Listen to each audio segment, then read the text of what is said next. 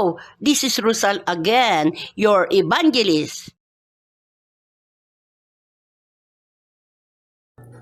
You said, Lord Jesus, you will go to heaven with your Father, and you will prepare a home for us. And where you are there, we will be also. That is your promise, Rosal Rabi. Handa na ba kayo sa pagdating ng Panginoong Hesukristo?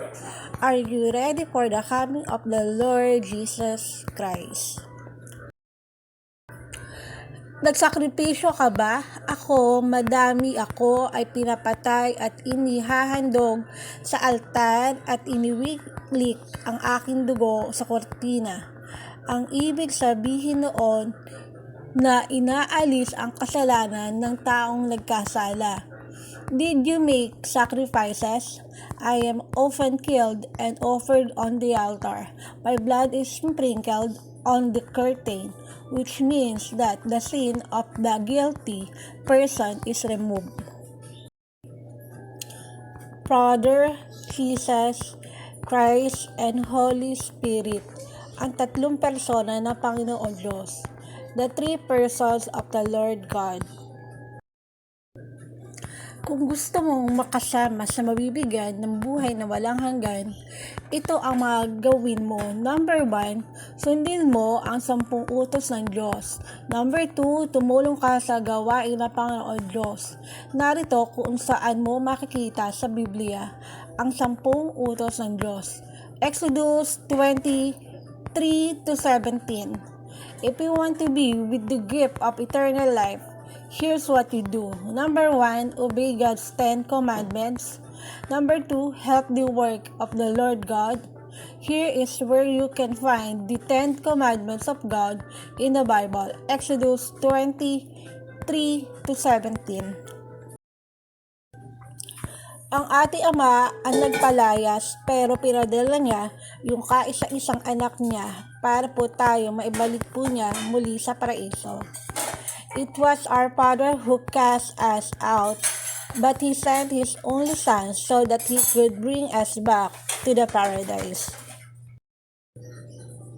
Guilty, dismissed, nagkasala, pinalayas, tinubos, naligtas, ibinalik sa paraiso, return to paradise. Halika at bumalik ka na sa akin at ikaw ay aking pagpapahingahin at magsisi ka sa lahat at lahat ng mga masama mong ginawa ay patatawad sa iyo. Come and return to me and I will give you rest and you will only repent and all your bad deeds will be forgiven. Akala nyo hindi ko kayo nakikita na nakakalunya? Kayo, nagsasamang walang kasal, magpakasal na kayo. Malapit na akong pumaryan at ang kukunin ko lang ay yung sumusunod ng mga utos ng Ama. You think I don't see you anymore? You are committing adultery and living together without marriage. Get married, I'll be there soon. And I will only take those who obey and the Father's commandments. Here's the Holy Spirit. One of you will be chosen by the Lord than you can use two. Palagi po tayo magdasal sa Espiritu Santo. Dalhin po tayo niya sa katotohanan para yung buhay na walang hanggan ay hindi mawala po sa atin. Let's always pray to the Holy Spirit that He will bring us to the truth and so the eternal life will not be lost from us.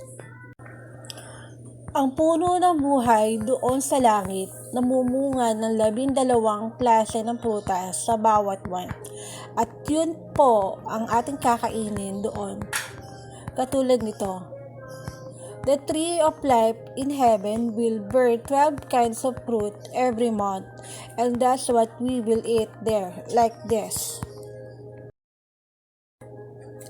Thanks to all of you.